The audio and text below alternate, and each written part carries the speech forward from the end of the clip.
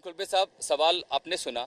दरअसल चुनौती इस बात की है कि 13 दिन लग गए और हिंदुस्तान जैसा देश जहां हमने बहुत सारी चुनौतियां, बहुत सारे ऑपरेशन देखे हैं, वो कैसी बाधाएं हैं जो 41 मजदूरों को यहां निकालने में इतना लंबा समय ले रही हैं?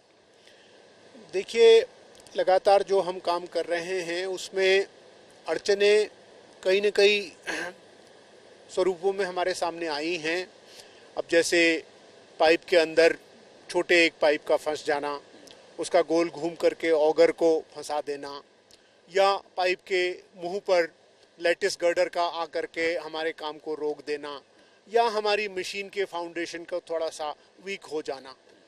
ये छोटे मोटे उदाहरण हैं जिनकी वजह से हमें काम में बाधा मिली। लेकिन मैं ये कह सकता हूँ बिल्कुल सकारात्मकता के साथ कि अगर चुनौतियाँ मिली हैं, अगर बाधाएं आई हैं, तो हमने उनको जीता भी है और हमने उनको अतिक्रम करके आज ये स्थिति पाई है कि इस समय जब हम यहाँ पर खड़े हैं, हम ये कह सकते हैं कि आज 11:30 बजे तक हम अपना नॉर्मल ड्रिलिंग का ऑपरेशन जो कल कर रहे थे वो आज शुरू कर पाएंगे। दरअसल सिर्फ उन 11 लोगों के परिवार नहीं, करोड़ों हिंदुस्तानी आपको देख रहे हैं, सुन रहे हैं, और उनके मन में एक सवाल होगा कि क्या वो घड़ी कब आएगी जब वो 41 लोग बाहर आएंगे। मैं उम्मीद करता हूं कि शाम 6 बजे तक हमें वो शुभ समाचार सभी को देने का एक अवसर आएगा। ये बड़ी खबर है कि आज शाम तक। हम दरअसल जहां खड़े हैं सर, आपके ठीक पीछे वो मुहाना है। अगर इस तकनीकी रूप से समझना चाहें, किस हिस्से में ऑगर ऑपरेट कर रहा है और किस हिस्से में वो है जहां से आप खाना भेज पा रहे हैं या दूसरी लॉजिस्टिक चीजें भेज पा रहे हैं? नहीं, देखिए, अगर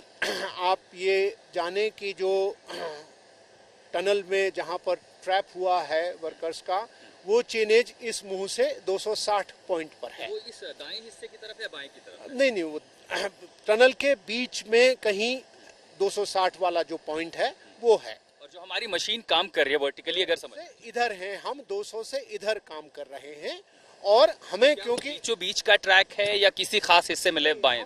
बीच के ट्रैक में जाकर के ड्रिलिंग कर रहे हैं और वहां से हमें 60 मीटर आगे जाना है। तो हम 200 से 260 की जो यात्रा है ऑगर पाइप के थ्रू उन पाइप को वहां पर धकेल करके एक ऐसा रास्ता बनाना चाहते हैं जो उनके वापसी के लिए सुगम हो। लेकिन हमने तस्वीर देखी, जो पाइप अंदर गई है, जो एस्केप टनल अगर हम उसे कह लें तो आई थिंक वो सेफ होगा कहना, उसमें बेंड दिखाई दे रहा है, वो मुड़ गया है बीच के हिस्से।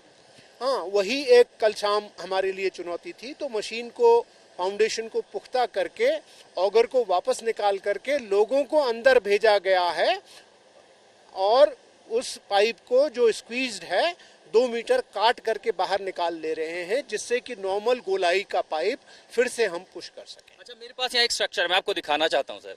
दरअसल जिस जगह पे मैं खड़ा हूँ, लॉजिस्टिकली सब कुछ है। सवाल मैं लेना चाहता हूँ कि जो हिस्सा था, जो छड़ आ रही थी या जो ब्रॉकेट थी, क्या वो इस तरह के स्ट्रक्चर थे इसलिए काटने में दिक्कत आ रही थी? अगर हम मिलीमीटर में बात करें इसकी, हाँ, 32 मिलीमीटर की रॉड थी। उसके अलावा से जो लेटिस के साथ जो सपोर्टिंग पाइप्स होते हैं, वो पाइप्स मैंगल कर गए थे, ऑगर के साथ फंस गए थे, उनको वापस अब निकाल लिया गया। सबसे बड़ी दिक्कत कल क्या हुई थी? क्योंकि ये पता चला कि जिस अलाइनमेंट पर मशीन रखी है वो ट्रैक ही डिरेल हो गया, वो डिस्टेबलाइज हो गया था। नहीं, वो अपनी फाउंडेशन से हिल गया था। तो अब आप एक ये चीज देखिए कि मशीन से मैं इस तरफ से 170 टन का प्रेशर दे रहा हूँ, उस तरफ मेरे सामने टनल के मुंह पर कोई एक ऐसी चीज फंसी हुई है जो 170 टन से ज्यादा का प्रेशर दे रही है। उन दोनों के प्रेशर की वजह से, क्योंकि मैं आगे नहीं बढ़ पाया हूँ, जो मशीन का फाउंडेशन है वो अपनी जगह से हिल गया है। उसे हमने वापस बैठा दिया है और कोशिश ये की है कि अब कोई भी प्रेशर आए वो अपनी जगह से ना हिले। और इस पूरी कंपन के बाद ये जो देखिए जो ढर रहा है पूरा, क्या इसके पूरे हिस्से पर भी किसी तरह का नुकसान हो? क्योंकि ऊपर से मलबा नीचे बैठा है, जैसा हम समझ रहे हैं, कैविटी बन सकती है जब आप वो मलबा निकालेंगे, उस पार जाएंगे, क्या फिर किसी तरह का रिस्क हो सकता है? इसका कोई असेसमेंट है सर? और अगर है तो वो किस हिस्से पर है? नहीं, वो तो उसी जगह पर है जहां पर मलबा गिरा हुआ है और वो एयर एक्सपोजर से कैविटी कभी कभी बढ़ भी सकती है। लेकिन जो अनुमान होता है वो यही कि 10-12 दिन के अंदर वो स्टेबलाइज हो जाता है और आशंका ऐसी रहेगी नहीं। और हम इसीलिए 60 मीटर जा रहे हैं कि हम उस मलबे के आगे सेफ जगह पर लैंडिंग करें जहां से हम उनको निकाल करके ले आए। नहीं, देखिए, ऐसा है कि अब चुनौतियों का एंटिसिपेशन करना तो बहुत मुश्किल है, लेकिन संभावनाएं क्या बन सकती हैं, बाधाएं क्या बन सकती हैं, वो सब हमने सोचा था। लेकिन इस तरीके की बाधाएं अचानक ऐसे आएंगी ये तो नहीं सोचा था, लेकिन पूर्व में इस तरीके की जो घटनाएं हुई हैं उनसे हमने जो सीख ली है उसका बिल्कुल इस्तेमाल किया गया है, और यही उसका एक प्रतिफलन है कि हम आज इस समय जो साइट पर काम कर रहे हैं उसमें हमें अपना कॉन्फिडेंस बहुत बढ़ा हुआ दिखाई देता है कि हाँ, पास में जो हुआ है उससे जो हमने लर्निंग्स सीखी हैं उनको हम यहाँ पर एसिमुलेट कर रहे हैं। सर मेरे पास एक मैं अगर मैप के जरिए समझ लूं, मान लीजिए कि एक लंबी पाइप है, इस पाइप के इस हिस्से पर आप यहाँ तक पहुंच गए हैं, अब 2 मीटर आप पीछे गए हैं तो कुल लंबाई हो गई 46। अगर वो इस हिस्से में है, क्या यहाँ भी कोई पोटेंशियल खतरा दूसरी तरफ हो सकता है, क्योंकि ये मलबा तो फ्रेजाइल है? नहीं, अभी ऐसा कोई खतरा नहीं है, क्योंकि इस तरफ हम मलबे को जहाँ से हम काम कर रहे हैं उसको हम बहुत सफिशिएंटली प्रोटेक्ट कर चुके हैं। तो प्लान बी क्या होगा, वो एक्शन क्या? मान लीजिए आपने वहां पहुंच गए, आप 57 मीटर 58 मीटर की दूरी, आप कह रहे हैं कि 14 मीटर लगभग बाकी है, 3 पाइप भेजेंगे, उन 3 पाइप की जो कुल लेंथ है वो लगभग 18 मीटर होगी। जी, 18 पूरा जाएंगे, अब इंतजार करेंगे 18 तो पूरा जाना ही पड़ेगा हमको, क्योंकि सेफ लैंडिंग्स हमको उस तरफ करनी ही होंगी। जी। उसके बाद का प्रोटोकॉल क्या होगा? उसके बाद प्रोटोकॉल ये होगा कि मशीन के ऑगर को वापस निकालेंगे, उसके बाद सैनिटाइज करेंगे एरिया को, फिर एनडीआरएफ को कहेंगे कि आप जा करके उनके साथ बात करके उनको सेफली हार्नेस में लेकर के हर एक आदमी को लेकर के आए। कल मैंने देखा वो एससीबीए मास्क, सिलेंडर और उसके बाद उन्होंने कोई स्ट्रेचर प्रिपेयर की हैं, वो संख्या लोगों को जानना होगा क्योंकि पाइप नैरो है। कल मैंने एक 6 मीटर की पाइप में जाने की कोशिश की थी, 6 मीटर का रास्ता पार करने में क्लास्ट्रोफोबिया भी हो रहा था, सांस भी रुक रही थी, काफी थकावट महसूस हो रही थी, और आप भी समझ सकते हैं कि 13 दिनों में उनकी शारीरिक स्थिति कैसी होगी। उनकी शारीरिक स्थिति बिल्कुल ठीक है, वो तो अगर हम कहें उनसे तो चल करके आने के लिए भी तैयार होंगे। आपने बता रहे थे वो कुछ बाप से बातचीत की है उन्होंने कि हम खुद खुदाई करें। ऐसा कुछ नहीं है, लेकिन स्ट्रेचर में जब हम उनको हार्नेस करके लाएंगे, पूरा जो हमारा 60 मीटर का रास्ता होगा उसमें बिजली होगी, एलईडी स्ट्रिप्स होंगी जिससे वो जला हुआ होगा।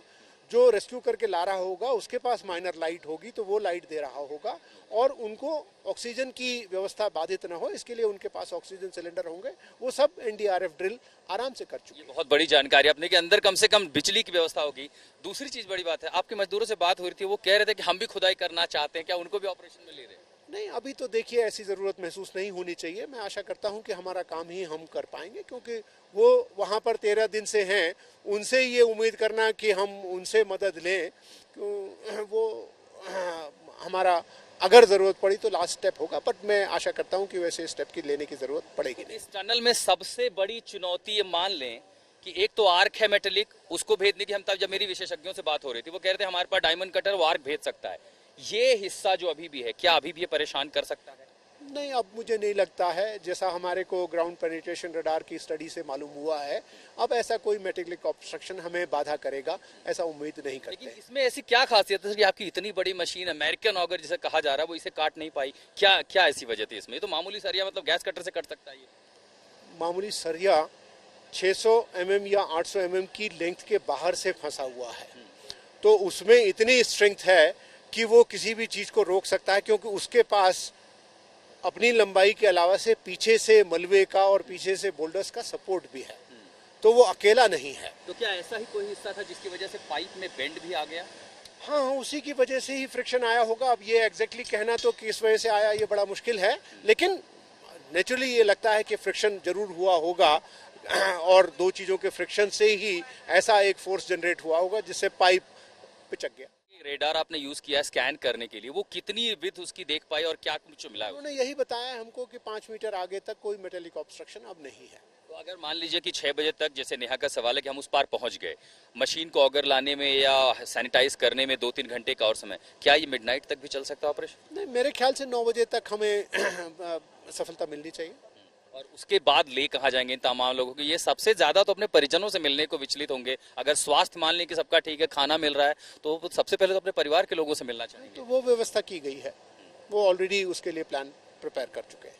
जांच की बात एक जरूर हो रही है सर, आपने हालांकि जब मंत्री जी आए थे गडकरी साहब, उन्होंने कहा कि पहले निकाल लेते हैं उसके बाद करते हैं। एक चीज मैंने नोटिस की थी, यहाँ मुहाने पर कहते हैं कि स्केप टनल जरूर होना चाहिए। जैसे अटल सुरंग में हमने देखा कि आपने पैरेलल है, मान लीजिए इसका स्ट्रक्चर ऐसा नहीं है कि आप पैरेलल एक टनल बना रहे हैं, सबवे बना रहे हैं, लेकिन स्केप पैसेज क्या पाइप किसी तरह की होनी चाहिए थी कि अगर ऐसा कुछ हो तो लोग निकल के आ जाएं? क्योंकि अभी भी जब मैं आया हूँ देखने के लिए, इस हिस्से में कहीं मुझे कोई भी मान लीजिए 800 मिलीमीटर या 1000 मिलीमीटर डायमीटर की कोई पाइप, कोई ऑल्टरनेटिव टनल, ऐसा कुछ दिखाई नहीं दिया था यहाँ पे। नहीं, देखिए आशुतोष जी, ये फेलियर एनालिसिस और उसके लिए हमें इम्प्रूवमेंट क्या करने हैं, उसके लिए तो हमारे पास अभी समय है। जो हमारा इस समय फोकस है वो रेस्क्यू है। Let us focus on that. Logistical challenges कितने फेस करने पड़े आपको? वो तो हम अगर उनको सरमाउंट करके आगे आ गए हैं तो पीछे मुड़ के क्यों देखें फिर। अब आप समझिए कि बहुत सारी जब जांच होगी इन सारी चीजों की निकलेगी, लेकिन एक खुशखबरी आपने दे दी है। बहुत बहुत शुक्रिया।